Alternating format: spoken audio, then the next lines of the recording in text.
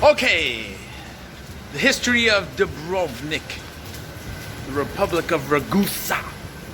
People said they don't like when I read off something, so I'm just gonna go with what I've learned about this place. So in the 600s, 632, on this rainy day in this place, was when the city was started. From a peoples related to the Greeks, kind of, the ancient Greeks, that were fleeing a invading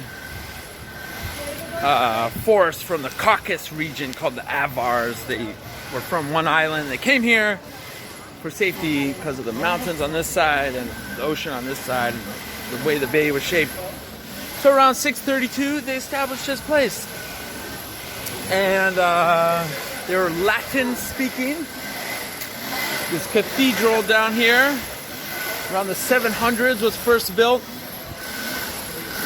It's updated now, but the original cathedral was once there. And they, over time, after the Goths who sacked Rome, Western Roman Empire, around that time, came under control of the Eastern Roman Empire. Not really control, more independent state. The Byzantines, which heavily influenced the early days of the city. Primarily Latin speaking, like the Romans, for much of that early history. A lot isn't known in that time, though. So, alright, I'm out of the rain. Everybody wants to be. So, different things happen. There's a lot of cats. See those cats? Different things started happening. You can see some Latin up there. Over those centuries, the Byzantine help, the Venetians started becoming powerful. Venetian Empire. The Republic of Ragusa was trying to fight against that because they were taking over many places here on the Dalmatian coast, the Venetians. So they, kind of made a deal with them. They became semi-independent, but not really, up and around the 1200s. The Venetians had a lot of impact on the city, but the local people were able to fight back and take it back. Starting in the 1300s, really from 1308 till about 1808, the Republic of Ragusa, or Dubrovnik, was an independent state of Italian-speaking elites, Latin-speaking people, and Serbian Croatian peoples. Slavic people started coming into the area, all the way really back in those early days, influencing everything, in the whole region, Bosnia, Herzegovina, Croatia. Now, all of that area was heavily influenced by the Slavic movements in the 700s, 800s. So fast forward to the 1300s. Around 1400s, this became a very important maritime republic. And they instituted a lot of interesting things that we see as very modern today, including a medicine for the people. A pharmacy opened here in like 1311. One of the first, official pharmacies for all the people within the walled city. They had institutions like, it wasn't a kingdom. They had voting. The president, here's his palace here, rector it was called. He was voted in every 4 weeks. 4 weeks to avoid corruption and royalty kind of matters. They were one of the first places to abolish slavery. 1408. Way before anyone else even imagined doing that. Think about that. Civil War in America, 1865. Shit. 400 fucking years later. That's crazy. So, the Republic of Ragusa became very powerful in their own way. It's a really small territory, but they had a lot of influence with religion. They were always Catholic. had, connections with the Pope. They had colonies in all kinds of places. India near Goa, Morocco, different places along the coast here. They had little trading colonies, and their goal wasn't to like colonize like a lot of powers would do, like take over everything. Just set up a little trading port. This is our place. So the patron saint of the city, Saint Balise, is what they named their colonies all over the place. And they had a great system going on here. It was a flourishing place through the 1300s, 1400s, 1500s. In these very streets set up like this. They were one of the first places to adopt a water rain catchment system that provided fresh water through fountains around the city. Like, it's crazy. Everything's made out of limestone. It's freaking beautiful, man. It's a truly iconic place, surrounded by mountains on this side, coast on this side. It was like its own autonomous zone. So, around this time, the Austrian Habsburgs started becoming very powerful, 1300s, and also to the south, the Ottomans from Turkey, after the Byzantine Empire fell to them, Constantinople. They also became very powerful, so they had a lot of rivalry things going on with huge powers nearby. The Venetians were still hanging on. They had to deal with them too. So basically, they kind of, in the 1400s, signed deals with Austria, kind of giving them some autonomy, but working with them. And they paid off the Ottomans, so they wouldn't come in here, even though they pretty much went all over the other parts of the Balkans. They paid them tribute, tribute payments. You're not really part of something, but you are. It's confusing, man. I don't know. They remained independent, nonetheless, in my opinion.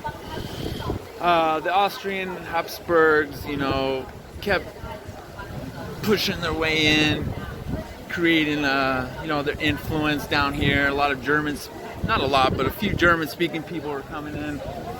But still, they retained their Dalmatian Ragusa independence, which was, since the mid 1400s, started developing the Slavic language Croatian, which is still used today, which was the main language instead of Italian or Latin. Variations of Italian, not the modern Italian. Anyways, we're at about the 1600s, and something big time happened in the 1600s. 1667, there was a huge earthquake, massive. 5,000 people died. A lot of these buildings all around me were, the tops of them were pretty damaged, pretty bad. A lot of buildings leveled in these tiny streets. And it was devastating for the economy. All the colonies that the city-state had disappeared. People left. It really never recovered from that earthquake. Natural disaster. You can't do anything about that, really. It wasn't a war or anything. So a lot of these buildings after that began to be, repaired a little bit from the top. Let's walk over here. It's not raining too bad. 1667, though, a lot of this stuff was really, really damaged. Like a lot of these things you see, probably the base of them sometimes is original. Who's this guy? What's up, man? Marin Drisic, 1508 to 1567. Oh, well, he wasn't here for the earthquake. So, that's how it goes sometimes. A lot of people fled. The Ottomans started putting in more power, influence to the declining city. The Austrians, also Habsburgs. And fast forward, it hung on through the 1700s. It was still its own republic. They were still doing their things. One interesting thing is they had a parliament really early on. And if the weather was bad like this, they have a notorious northern wind here that really affects people. So their idea was that if the weather is bad, people are in a bad mood. So all parliamentary decisions shut down. No one can make decisions during that time. It's really interesting. They did that for hundreds of years.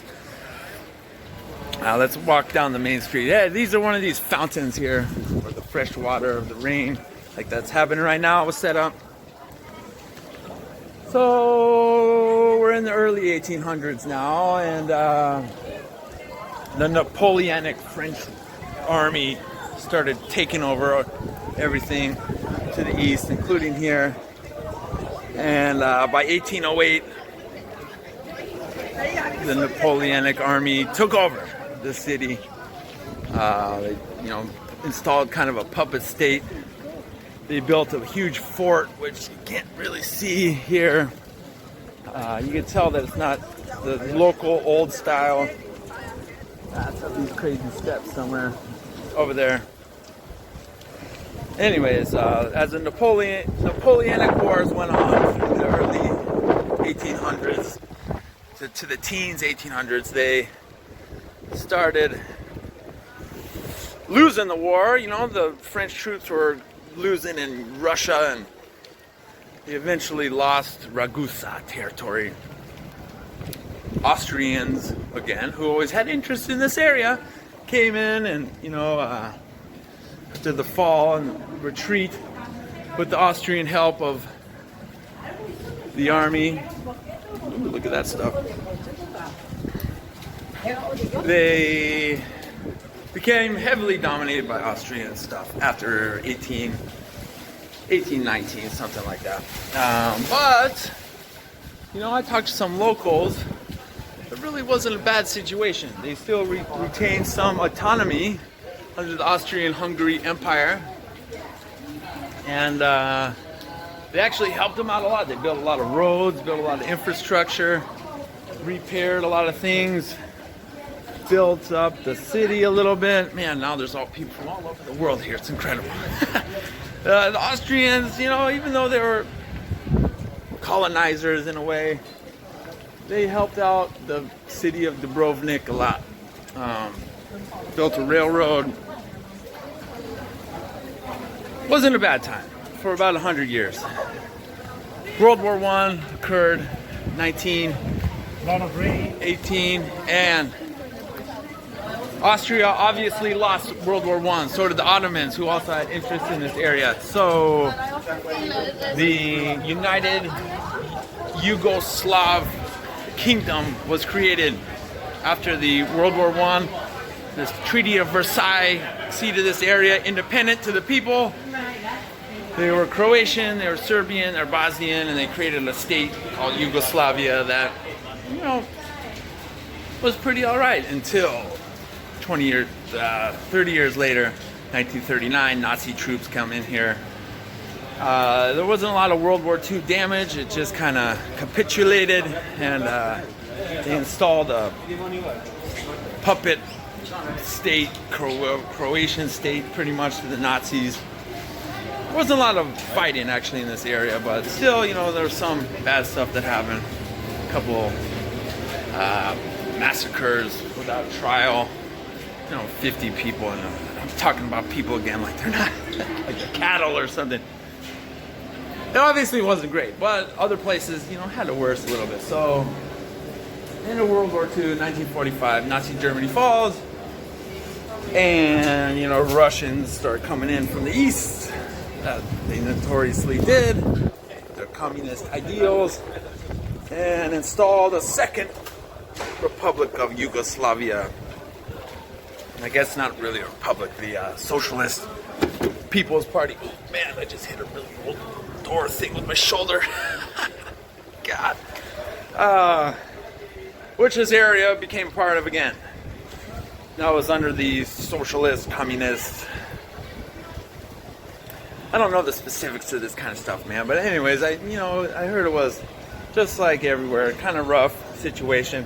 They had partisans fighting till like 1947. Someone told me, a local, And this city was part of it. 60s, 70s, you know, a lot of oppression. The Cyrillic alphabet was instituted. That was that. So with the fall 1989 of the Soviet Union, 1991 started popping off all kinds of stuff around here. Woo! I don't know, I don't want to offend anybody, I don't know the specifics of everything. But how I take it is, there was a lot of independence movements going on in Slovenia and Croatia, Kosovo, some other areas in Yugoslavia. Wanted to keep the kingdom together, or kingdom country together. So 1990s, there was a huge war with genocide involved and all kinds of sides fucking with each other. Very sad. I've met people, you know, about my age that went through that. This city was unfortunately bombarded after it was demilitarized because it was made a UNESCO World Heritage Site in the 1970s. So they demilitarized everything, and the Austrians also aided to that. They, you know, they cut holes in the city walls so there's more access in early 1900s. But because of that war, there was some heavy shelling in the city. A lot of this ground had huge holes in it. They obviously had to redo it. Some of the roofs of these buildings were damaged because of that. Lots of people died, which is worse than the building damage, of course.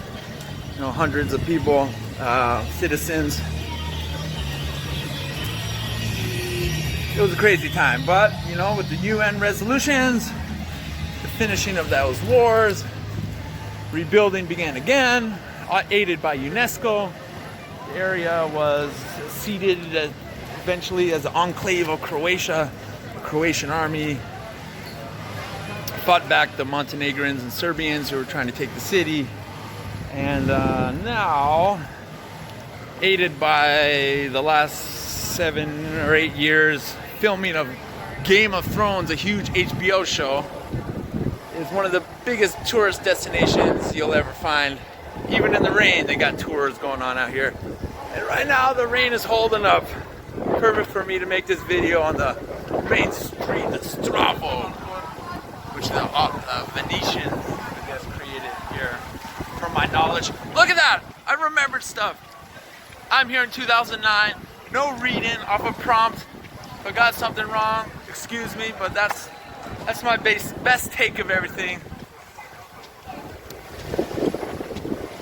1500 years of history, probably more really. They found some archaeological evidence of pre-Christian societies living here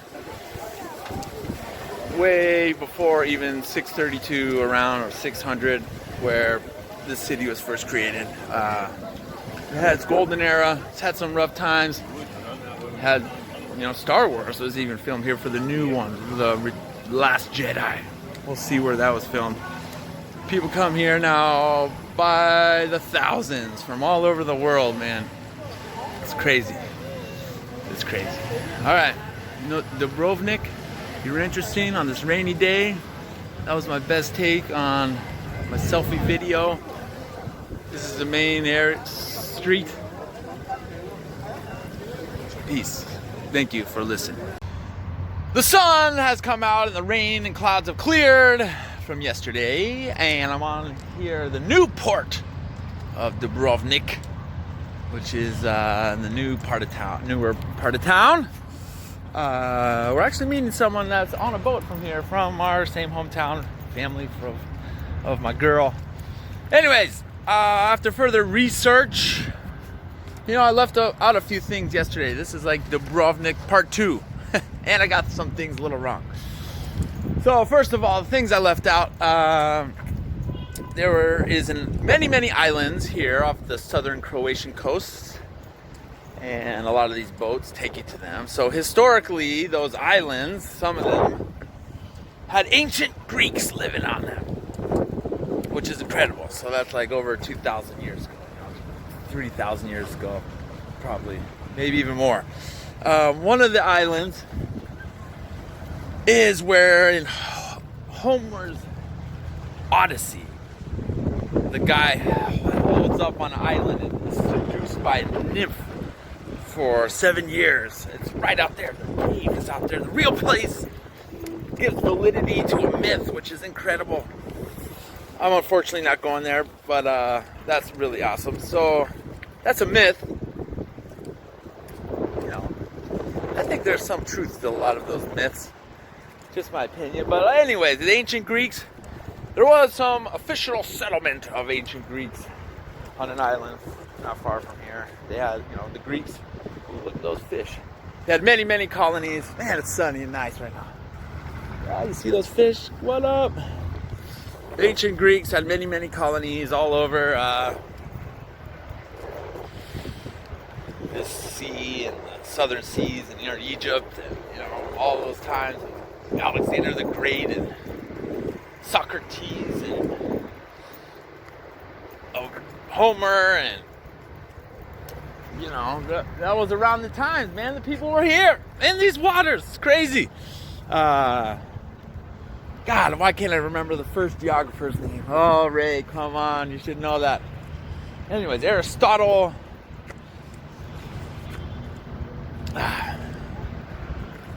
Google.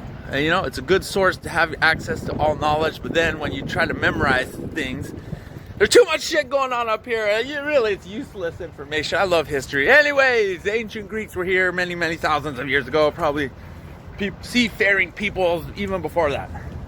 They were pagans. They believed in their pagan gods.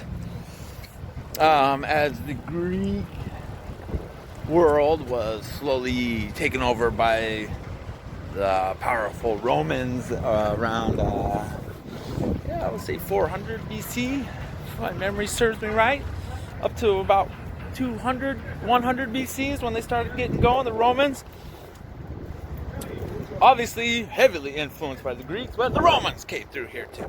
There wasn't an official settlement here, but many, many, many islands and coastal towns that still exist today were Roman provinces and probably trading ports and villages for centuries and centuries and centuries, into the Common Era, AD times, where Rome, you know, still languished on, of course, for hundreds of years, until the 400s about, the Western Roman Empire, to the east, and the Byzantines, and man, they're all around here.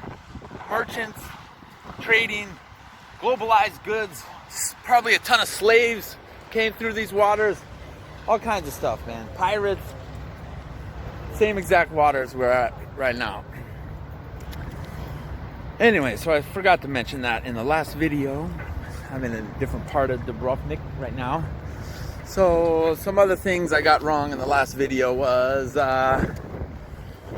614 AD is the official date that the old city was established as a Byzantine tributary or Byzantine town, I guess, Roman, Christian by that time, Catholic, you know, early Catholicism. During that time, Roman Catholics, that's why they call it that. And you know, there's the city walls were built up, and they found some archaeological evidence, but really, there's not a lot that they know from those times. The main street in Old Town, a local told me, sometimes locals give you the best historic information. The main street in Old Town now, at that time, was a beach, sandy beach, which is crazy. So that means sea level changed, or they built out into the sea, something. You know, a lot of these little colonies and villages and things are underwater now, which is crazy. Long lost to time. So the Republic of Ragusa, I guess was its original name, of a Greek-like people. It starts with an E. Not too familiar with them, but they were fleeing, these people from the Caucasus region who were invading a bunch of stuff. You know, as people did. They were Slavic, actually. So, hey, we'll bring in the Slavs. Avars caused a lot of trouble in a lot of places. So they came to some island nearby here and completely destroyed it, burned it to the ground, you know, Mongolian style. And all the people fled, and 614, and they came here to a nice jutted out port that wasn't easily attackable and created the city. So times and times and times went by. Roman Empire falls. Byzantine still hanging on to the 1100s about. To the south, their capital, Constantinople, not too far from here. So they had a lot of influence. But then, the kingdom, or Republic of Venice, haven't done a lot of research on that actually. That's kind of fascinating. They had a ton of power. They were maritime champions of the area, and they influenced a lot of this whole coast, took it over actually a lot. This is where the history gets a little confusing to me. I read that Venice controlled Ragusa from 1200 something to 1300 something, about 100 years. And remember these exact dates. I love exact dates, and it's hard to remember all of them. Anyways, and then a local told me that Venice actually didn't control it. And then another thing told me that I read was the fort in Dubrovnik. One of them Venice started building it to control the city, but then the local Dalmatian, Latin, big ass cruise ship, get on motherfuckers. The local Dalmatian, Latin, Roman, peoples, the descendants of them, kicked out the Venetians and finished the fort. Who knows what really happened, but those are the different stories that I heard. Regardless, early 1300s, Dubrovnik, while allying itself with some other nearby small city-states that didn't like the Venetians controlling everything. Cool, an old boat. It's not that old, what we're talking about now, but 1300s. They got their freedom, but it came at a cost. They had to pay off the Ottomans. The Venetians and Ottomans are playing off each other. In the last video, I got this very wrong. I was saying the Austrians and the Habsburgs, even though they did influence the favorite maritime and trade route from Venice, or connecting the world through Venice, Austria, and then Germany. So this was like the alternative to that. If you didn't want to go through the Venetians, that's what they were banking off of, and it made them a ton of money actually. And Libertas, they were all about voting and a free republic and all this cool stuff. A pharmacy opened in 1301 is still used to this day. They opened an orphanage, they opened a hospital, they opened public programs with modern modern laws that we look at as modern today. They were some of the first that ever did that. The golden era of Dubrovnik, where they were fighting off Venetians and Ottomans, but making deals with them so that they wouldn't come in. I guess they made some deals with Austria too, but I was really wrong about that. They didn't make those deals with Austria till like 1600s, 1700s. They gave them autonomy. I apologize for the last video. I'm just a history fan, not an expert. So, other than that, I got it pretty spot on. Except for one important thing, I was 10 years off. 1418, exactly 601 years ago, Dubrovnik, Ragusa, that was the real name, Ragusa. They did something revolutionary. They abolished slavery and were all about liberty. Libertas was their flag. And a lot of these ideals I like, man. They wanted people to be free, do what they wanted. The one thing they had going on was a social class system that was really strict. But other than that, they had a lot of cool stuff. They had colonies in India, Morocco, several other places. And what I left out last time was America. They had colonies in the Americas after that whole stuff started, the age of exploration across the whole world, globalization. I'm not sure where in the Americas, but they had colonies there. That's crazy. All the way from here. And their ideals was not to conquer like all the other European juggernauts, you know, conquer and enslave everybody. They just wanted to trade, you know, we're good. And they're chill. I love this. It's part of the story. They helped out in the American Revolution, which is crazy. Ragusan people.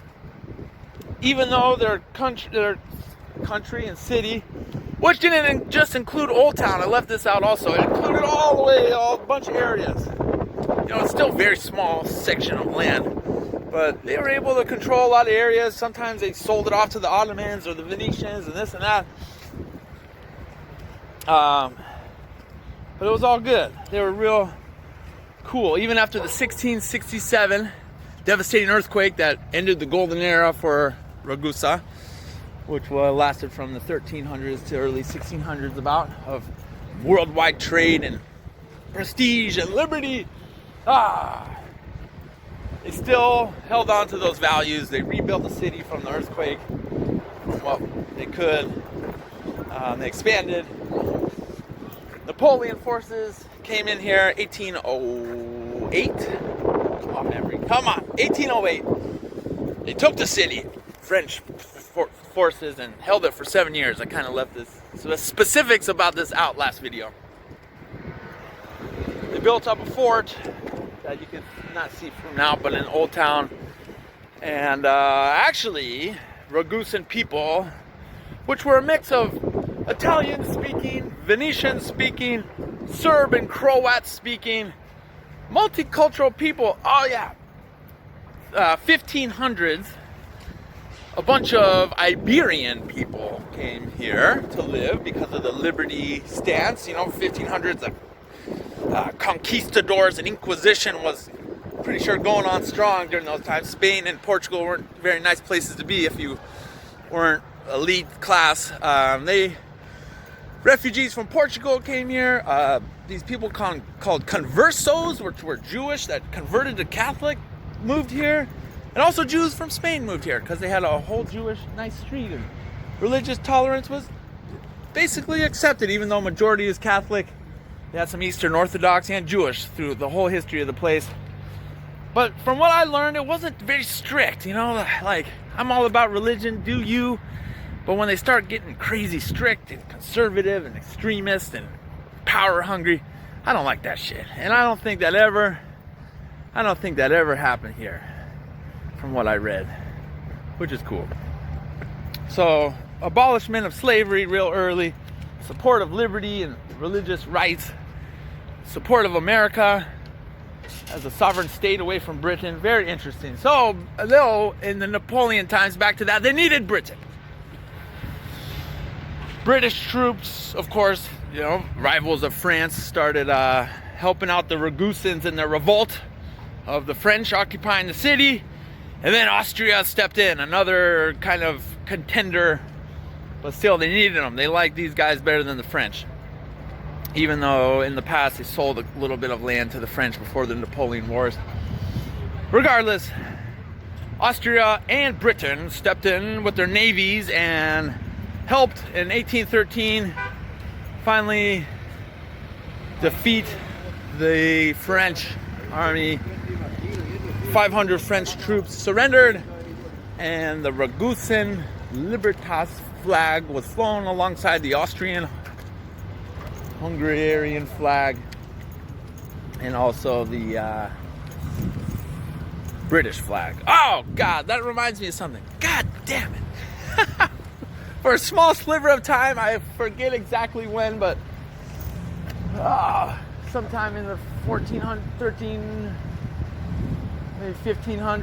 16, one of those centuries, Ragusa was part of a Hungary-Croatian Kingdom state for a small period of time, like 30 years or something like that. Gotta work on the memory banks. Anyways, so Ragusans, after the Napoleonic War, really wanted their sovereignty again. They were pissed about losing that to the French after having it for, you know, good 1300s to 1800s, man. That's a long time, 500 years or so years. And this video is getting long. Basically, the Austrians made some deals and kind of work things out. They let them have their own city-state in a way, but it was part of the Austro-Hungarian Empire up until 1918. They actually built a bunch of great stuff. I think I said that last video. Maybe they built this dock. Who knows? That's possible. They helped build roads and helped develop actually all over the Balkans. Built railroads, all kinds of stuff. And so Austria-Hungary and Ottomans were the border probably of somewhere around here. Two empires. Even though the people, are obviously still Ragusan Dalmatians who spoke Croatian and Serbian, and probably Latin a little bit still, Italian, Venetian. Yugoslav First Kingdom lasted from 1918 to 1940 something, when the Nazis came in. Nazis and Italians actually that were allied in the Axis puppet state came in, controlled the area until liberated from Russian troops. Something else important I'm remembering here. Let's go back to World War I. I think this area was liberated by British and Russian troops in World War I. And then the Russians did it again, but installed the Yugoslav. Even though up until 1947 there was anti-communist fighters still fighting off that movement. The Yugoslav communist state started in 1947, lasted until 91, and then they had all those horrible wars that everyone here still remembers. I met a guy, we were talking about basketball, they love basketball here, Tony Kukoc, Petrovic. There's a lot of great NBA players, Croatian. There's one guy in the Blazers, I forget his name, Portland Trail Blazers, he's from the city. That's so cool. Anyways, we were talking about the Dream Team, and I guess the Dream Team's best game ever the team that played the best ever against the Dream Team was the Croatians. They had a lead at one point, and he was watching it during the war, 1992, from a bomb shelter where the TV was hooked up to a generator. They ended up losing by 28 still, but it was the only country with the original Dream Team with Magic Johnson, Michael Jordan, Larry Bird, Chris Mullin, all the great fucking players. It was the closest any team got to beating them. And now they love basketball, they love soccer, of course, with their World Cup second place finish, which was incredible. And they are also the best in the world at a sport called handball, where it's like basketball kind of, and you throw the ball into a net. It's very interesting. All right, I think I worked it out. 19 minutes. Shit. Peace.